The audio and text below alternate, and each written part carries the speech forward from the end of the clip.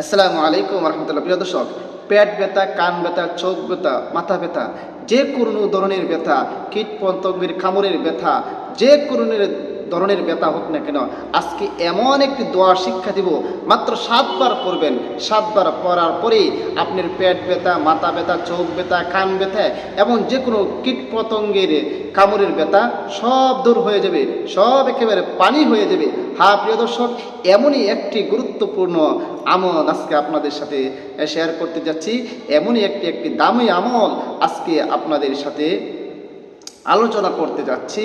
ভিডিওটা শেষ পর্যন্ত দেখুন, দেখলেই বুঝতে পারবেন কত উপকারী এবং কত দামি একটি আমল আজকে আপনাদের সাথে শেয়ার করতে যাচ্ছি।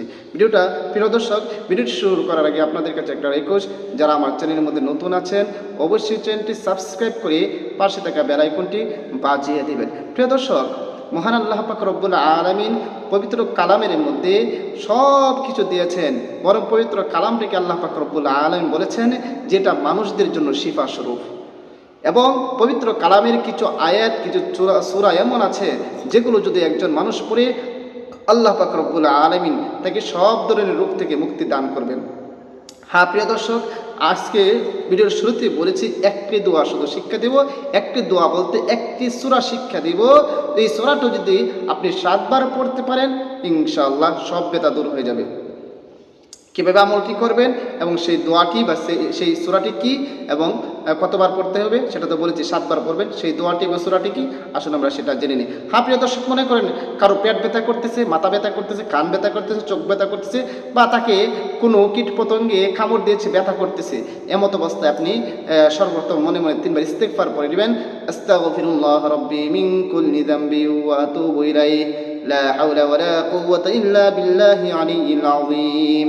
এরপর 3 বার যে কোনো দুরূদ শরীফ পারেন আপনারা পড়ে নেবেন। আমি দুরূদ ইব্রাহিম পড়তেছি। আল্লাহুম্মা সাল্লি আলা মুহাম্মাদি ওয়া আলা আলি মুহাম্মাদ কামা সাল্লাইতা আলা ইব্রাহিম ওয়া আলা আলি ইব্রাহিম ইন্নাকা হামিদুম মাজিদ। আল্লাহুম্মা বারিক আলা মুহাম্মাদি ওয়া আলা আলি মুহাম্মাদ কামা বারাকতা আলা ইব্রাহিম ওয়া আলা আলি ইব্রাহিম ইন্নাকা হামিদুম মাজিদ। এরকম ভাবে 3 বার ইস্তিগফার এবং 3 বার দুরূদ শরীফ পড়ার পর গনে গনে 7 বার পড়বেন। সেই সূরাটি কি?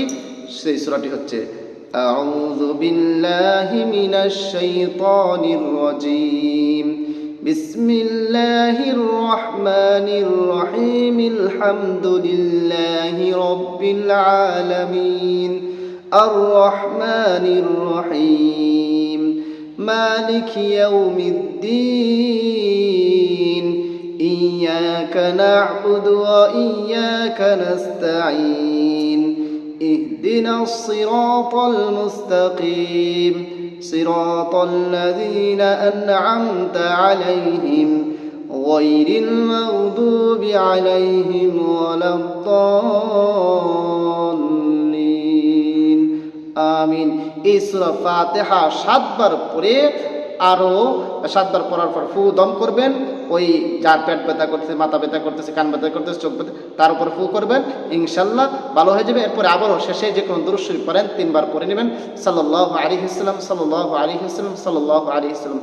আর যদি কোনো কীট পতঙ্গ কামড় দিয়ে থাকে, সেই কামড়ের জায়গার মধ্যে যদি পারেন ধরবেন, অথবা কাছে গিয়ে সেখানে ফু দিবেন বা দম করবেন। এরকমভাবে আমি যেই নিয়মটা বলে দিয়েছি সেই নিয়মে পড়ে আপনি ফু দিবেন বা দম করবেন, ইনশাল্লাহ তার ব্যথা দূর হয়ে যাবে। হ্যাঁ প্রিয় দর্শক, এটা এমন একটি দোয়া, এটা এমন একটি সূরা, যেই সূরাকে মহান আল্লাহ পাক রব্বুল আলামিন মানুষের শিফার জন্য দান করে দিয়েছে। কারণ এই সূরাকে সূরাতুশ শিফাও বলা হয়। তাফসীরের মধ্যে এই সূরাকে অনেকগুলো নাম দেওয়া হয়েছে। এই নামগুলোর মধ্যে একটা আছে সূরাতুশ শিফা, অর্থাৎ আরোগ্যের সূরা। আপনার যত সমস্যা হোক না কেন, সব সমস্যার মধ্যে, যত রোগ ব্যাধি হোক না কেন, সব রোগ ব্যাধির মধ্যে যদি আপনি সূরা ফাতিহাটা পড়ে আল্লাহর উপর পূর্ণ আস্থা রেখে ওই ব্যক্তির উপর দম করেন, ফু দেন, ইনশাআল্লাহ সে সুস্থ হয়ে যাবে। এবং আমরা হাদিস থেকে সেটার প্রমাণ পাই যে সূরা ফাতিহা পড়ে ফু দিয়েছে, সে রোগ ভালো হয়ে গেছে। অত্যন্ত পাওয়ারফুল আমল। আমি নিজেই কত পরীক্ষা করেছি, কত আমল করেছি। তবে শর্ত আপনি আল্লাহর উপর পূর্ণ আস্থা রাখবেন, রেখে যদি আমল করতে পারেন সাথে সাথে ফল পেয়ে যাবেন। আল্লাহু আকবার। আল্লাহর কত বড় নিয়ামত, কত জায়গার মধ্যে, কত সমস্যার মধ্যে, কত এই অসুখ বিসুখের মধ্যে এই দোয়াটা পড়ে, সূরা ফাতিহা পড়ে 1 গ্লাস পানির মধ্যে ফু দিয়ে খাওয়ার পরে আল্লাহ তাআলা সব ভালো করে দেয়।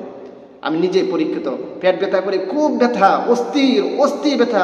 এরপরে সূরা ফাতিহা 7 বার পরে পানির মাঝে ফু দিয়ে সেই পানিটা পান করি, সাথে সাথে আল্লাহ দিলে ভালো হয়ে যায়। মানে কঠিন ব্যথা হয় আমার মাঝে মাঝে, কিন্তু আল্লাহ তাআলা এই সূরার উপর আমার পূর্ণ আস্থা আছে, আল্লাহর কালামের পূর্ণ আস্থা বিশ্বাস আছে, আর আমি সেভাবেই খাই। খাওয়ার পর আল্লাহ তাআলা ভালো করে দেয়। কারণ আল্লাহ তাআলা একজন বান্দার সাথে তেমনই ব্যবহার করে, আচরণ করে, বান্দা যেরকম ধারণা রাখে, আল্লাহর সম্পর্কে যেরকম ধারণা রাখে তার এরকম হবে। আমরা যদি খাইলে কি কাজ হবে, হইতে পারে না হইতে পারে, এরকম যদি পানির আবার কি পাওয়ার, এরকম যদি মনে করেন তাহলে কাম হয়েছে। বরং আল্লাহর উপর পূর্ণ আস্থা রাখতে হবে যে আল্লাহ তাআলা এই সূরা ফাতিহার বদৌলতে, সূরা ফাতিহার উসিলায় আমার পেটের ব্যথা অবশ্যই অবশ্যই দূর করে দেবেন, আমার মাথা ব্যথা অবশ্যই অবশ্যই দূর করে দেবেন, আমার কান ব্যথা অবশ্যই অবশ্যই দূর করে দেবেন, আমার শরীরের ব্যথা অবশ্যই অবশ্যই দূর করে দেবেন। এবং যেই ব্যথা করতেছে কীটপতঙ্গে কামড় দেওয়ার কারণে সেটাও দূর করে দেবেন। আল্লাহর উপর পূর্ণ আস্থা থেকে আমল করেন, ফলাফল পেয়ে যাবেন ইনশাআল্লাহ। প্রিয় দর্শক, ভিডিওটা বেশি করে শেয়ার করে দিবেন যেন সবাই শিখে রাখতে পারে এবং সবাই কাজে লাগাতে পারে। আর সবাইকে অসংখ্য ধন্যবাদ ভিডিওটি দেখার জন্য। আসসালামু আলাইকুম ওয়া রাহমাতুল্লাহ।